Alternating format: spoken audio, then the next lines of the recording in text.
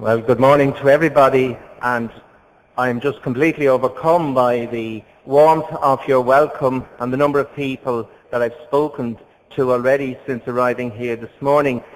And thanks very much for those very kind words of introduction. When I went to Belfast in summer 2001, I thought I was on the road to retirement. And then I saw Gabriel Hartley this morning, and I realised my life lies ahead of me. Because fair play to him, and I think he deserves great credit.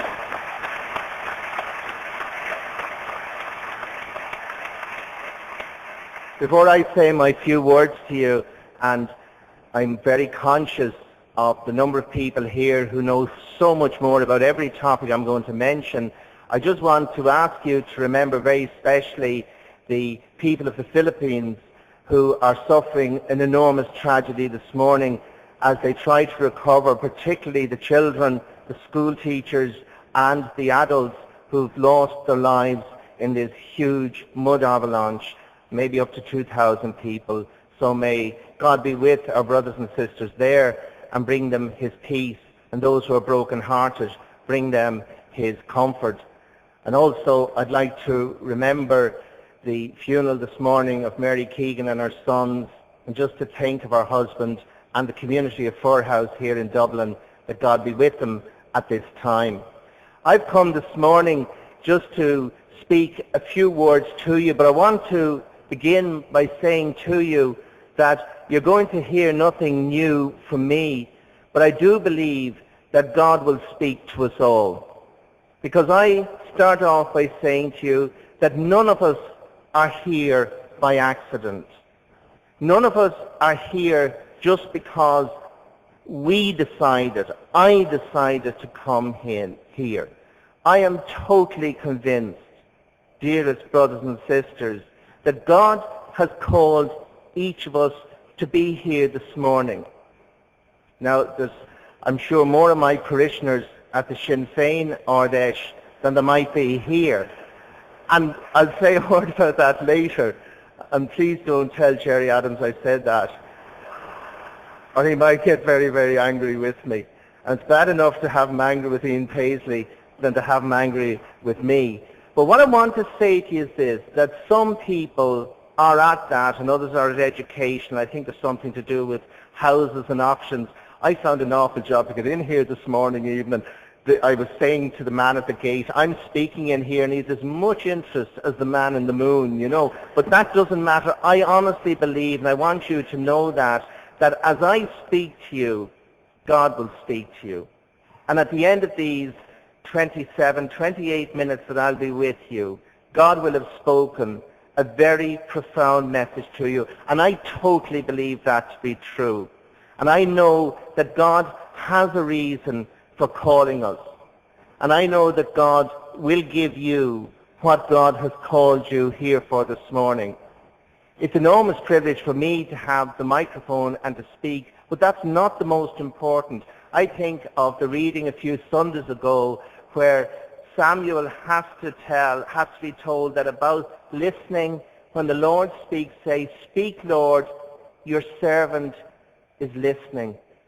And let us listen to just the voice of the Lord during these moments. And if the Lord taps you on the shoulder and calls you in a different direction from what I'm saying, so be it, and thank God for it. I just want to begin by saying something about God's sense of humor. Now, you don't often get people at a Divine Mercy conference or even at a Sinn Féin RDS talking about God's sense of humor. But I think we need to look at who this wonderful, wonderful God is. And I can think of it no better way than what happened to me in the last few years. And I'm not going to concentrate over much on that. I was from 1994 until the year 2000 in Rome, in the Eternal City, as part of the Passionist Order. And I was there, and it was an enormous privilege to serve the church in different parts of the world. And I knew at that time that my time in Rome was finishing and that God had some plan for me. I also knew that my superiors had some plans for me. And if there's any priests or sisters here, they'll know that the superiors and the bishops and the archbishops and the cardinals always have plans for us. And if you're a parishioner, you'll know the parish priest always has plans for you. And I knew that something would come, and one day I had a fair idea that I was coming back to Dublin here because of certain indications my provincial had given to me.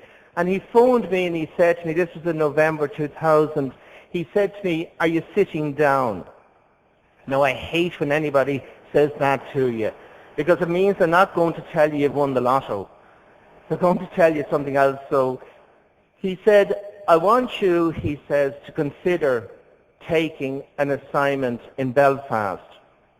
Now, as very kindly said in the introduction, you'll know by my accent, and I've met so many people from Belfast and Newry and all over the north here already this morning.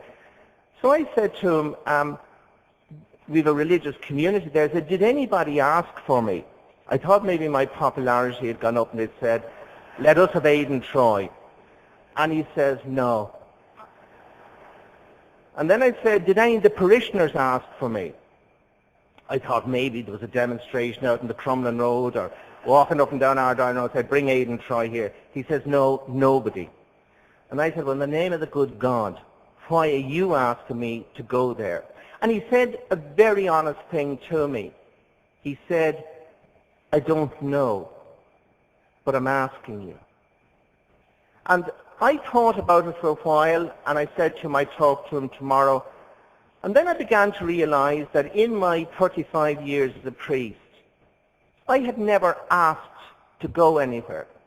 And I'd never refused to go anywhere. And God had always looked after me. And so the next day, I said to him, I'll certainly go there, but I said, can I have one request? And he, like at that stage, he's so delighted to have got me going there, because obviously I suspect there were a few others who said, no, go and take a long walk for yourself, or words to that effect. So I said, I have one request. At this stage he said, well, anything within reason. I said, I know nothing about the educational system. Will you guarantee me that I'll have nothing to do with schools? And he said, absolutely. He says, there is no problem. You will have nothing to do with schools. And as you know, my life for the last 4.5 years has, in fact, done the direct opposite to what I asked. And I tell you that because I honestly believe that sometimes we don't know what's good for ourselves. And sometimes at that stage in November 2000, dear friends, I was totally certain that I would not have anything to contribute to that whole field of education. And look at what God did. God shook his head, obviously, and said, he doesn't really know. And then God gave me 225 of the most wonderful children that anybody could be asked to shepherd. And as you know, there's a lot of debates about celibacy or not celibacy. Can I say truthfully that the greatest joy in my life as a priest was to just stand in absolute wonder at the wonderful way God teaches us the kingdom through children. Now, I had oftentimes wondered why in the gospel did Jesus, when he was asked, like, what are you about? You know the way you come to a conference and you're probably saying, this fellow Aidan Troy, what's he about? They said to him, what's the kingdom about? And the mother of James and John wanted them first minister and deputy first minister. Or they at least wanted a junior ministry for one of them. And I hope Bertie Ahern's not here, he won't like that one. But Jesus took a child, and he set the child in the middle. And he said, unless you turn and change and become like a little child, you'll never enter the kingdom. Now, I'm sure there's parents and grandparents here are saying, easy, no, and he doesn't have them 24 hours a day. But I saw during those months of shepherding those children with their parents, with their community, I saw the shining face of God on each of those children. And I will go to my grave thanking God for allowing me to see the whole purpose of his creation, because look at what they did. They had everything from a bomb to balloons of urine to hot tea to abuse. And what did they do? They forgave. I never heard one of those 225 children say one harsh word. There's one little girl, and I'm not sure whether it was RTE or one of the film stations, did a program, and her name is Shannon, and she said at the end of it, "But I forgive them. I just want to know why they did it." Now to me, that is not human, that's divine. Another little child, at the end of the first week, and I was terrified that we were going to lose a child and that a child might be killed, and in that sense the face of Christ would have been disfigured for all time on this island of Ireland. And at the end of the first week, as I stood there really despairing of being able to see any way out of this, and I was talking to some adults, when I found a tug on my sleeve and a little girl standing there with a plastic bag and 2 little boxes of sweets in it, and saying, "One is for you and one is for Father Gary who walks with you." And I said to the mother, "Thanks." And she said no.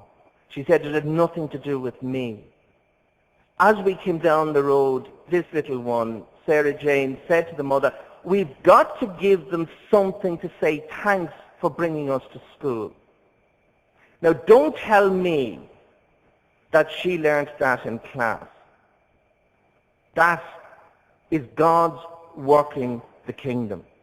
And what I want to say to you at this stage is this, that one of our great tasks today, no matter where we come from in Ireland, north, south, east or west, or from the United States, or from some of the places that I know people have come here today, we must find traces of God's kingdom.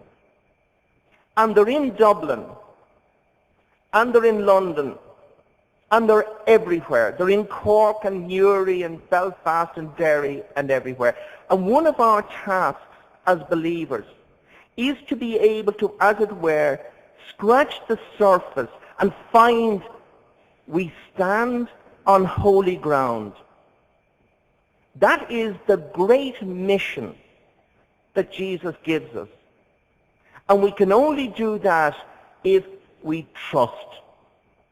And that's why in reflecting and praying over the past few weeks since I knew I was coming here, I was so delighted to find that in the writings of Saint Faustina, there is such an amazing emphasis on trust. Because to me, trust is what I saw a child doing during those days at Holy Cross into the hand of the mother. One day a little girl came to me only about a week into the protest and said to me, "My mummy hasn't turned up. Will you walk me down the road because I'm afraid?" Well, now, unfortunately, because of our present circumstances and because of various interpretations of how that would have looked, I couldn't, but I could say to her, "Listen, love, you're so precious that I'm going to get somebody to walk with us who'll hold your hand because I have to move up and down." But the point I want to make is this. Again, I learned what trust was in the kingdom, because if I was lost in O'Connell Street or in Royal Avenue or in the West End of London, it's very hard to trust anybody. But a child will come up and say, "Will you hold my hand?" And that's exactly what we're offered every time. And that's what I meant by saying that we're not here by chance. That Jesus is always holding out his hand. And I know that as I've never known it before. over the last 4.5 years, because there's many wonderful priests and religious and parishioners here from the north who have done 10 times more than I've ever done. And I lift a hand in tribute and in thanksgiving for them. But what we have to remember is this, that we are all, it's not Aidan Troy, and it's not Gabriel Harty, and it's not Cathal Price alone. There is not a man, a woman, a child in this assembly who isn't being called to find those traces of the kingdom. And the first one of those has to be to say, Lord, I'll put my hand in yours and I'll stand rock solid for what matters. And what matters is the kingdom. And unless I'm convinced of that, then you can argue the toss all about celibacy, about all those issues. But if the kingdom and if that trust in God isn't what's keeping us bound together, then I think we have a huge problem on our hands. Can I just, and I'm watching the time here, so don't worry, can I just quote to you two wonderful questions that the late, great John Paul II raised at the canonization of St. Faustina in 2000. And this, to me, these two questions raise the whole question and the encouragement to trust. He asked, what will the years ahead bring us? And of course, none of us know. I didn't know in November 2000 because there was no protest at Holy Cross. I actually thought I was onto a good thing. I thought to myself, Dave, the Good Friday Agreement, people are beginning to talk to each other. Thank God the bombing and shooting has stopped.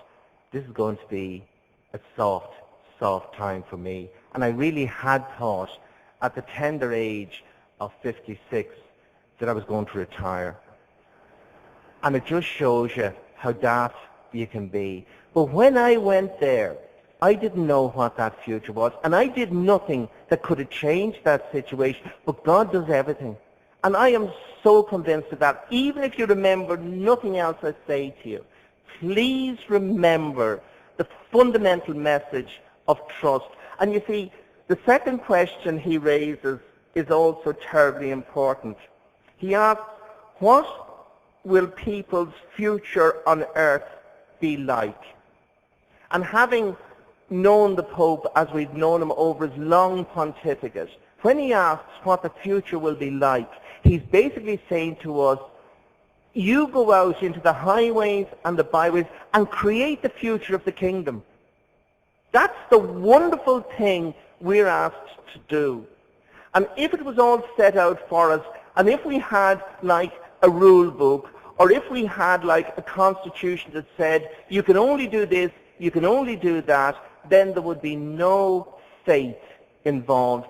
Then there would be no trust involved.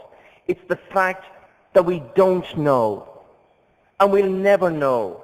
And the only time we'll know is when we open our eyes at that moment of death onto the face of Christ and his mother. It's going to go, oh my God, that's what it was all about. At the moment, all we can keep doing, and I would put it this way, is keep scratching the surface. Keep saying, I'm there for you, Lord. And if you want me to retire gracefully to some side place, then equally I must be like that. Can I just say that during my years as a deacon here in Dublin, one of the great privileges I had was every Sunday morning to bring Holy Communion to a lady.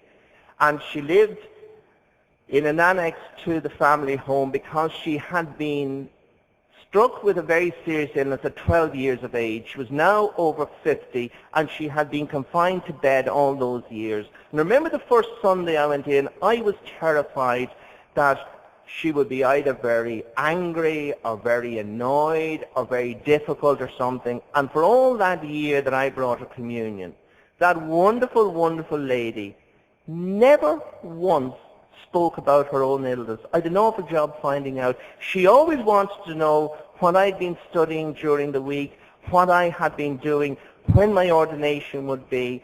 And I realized from her, she was one of the most powerful workers for the kingdom. From her little bed in South Dublin, she had never addressed an audience like this. She'd never been able to go on pilgrimage to any great extent. She'd never been able to go out and knock doors. She'd never been able to do all those things. And yet I know from the peace and the aura of peace that surrounded her, she was building up the kingdom through the power of the cross and through the acceptance of suffering. If I can just divert for 1 second before I finish, I'm so pleased to be at this conference because coming from the Passionist order, the whole idea of the cross, the forgiveness, the mercy is so much part of what has been my life since I joined the Passionists. Because we try to make, however poorly we do it, a link between the crucified Jesus and the crucified people. And they're all around us. And if it is, for instance, the young fellow or girl who wants to end their own life in suicide, and this is an epidemic that we're facing, that is Calvary, no matter where the geography tells you it is. On Friday evening, and those from Belfast will know that the psychiatric part of the Mater Hospital is called Flat 10. And I went in to see a young lad who had tried over the previous days to take his own life. And thank God he had people around him who helped him out of the bind he was in. And as I had a few words with him, I could see the light of hope in his eyes, because he was beginning to glimpse that there is resurrection. And it wasn't because he'd had what we would call a religious conversion, but because he had a mother and he had a father and he had sisters and brothers and friends who said to him, Thomas, it needn't be all over. But I did learn one thing from him in those few minutes, which I think I owe it to him and to myself to share with you. He told me, and I think this helps me and might help you if you're facing this in your own family, and I send my special prayer to anyone bereaved by suicide. He said to me, you've no idea what it's like when the pressure builds up so badly in your head that you think it's going to explode. And I said, Thomas, what do you do in those circumstances? He said, I cut my wrists to let out the pressure. I'd never thought of that before. I'd always thought it was attention-seeking maybe. I've often thought, was it just copycatting? Was it just madness? And then he let me see, he said, because he said, you can't let your head explode. And then I realized, this is Calvary. This is the spear going into the side. And that's why I talked to somebody who kindly brought me up for a cup of coffee, and he's a nurse. That's what the kingdom does for us. I've lost track of my time, but that doesn't really matter. I have been so privileged to talk with you, and may I wish you every blessing, and may Almighty God come down upon you, remain with you always, Father, Son, and Holy Spirit. Amen. And thanks for listening.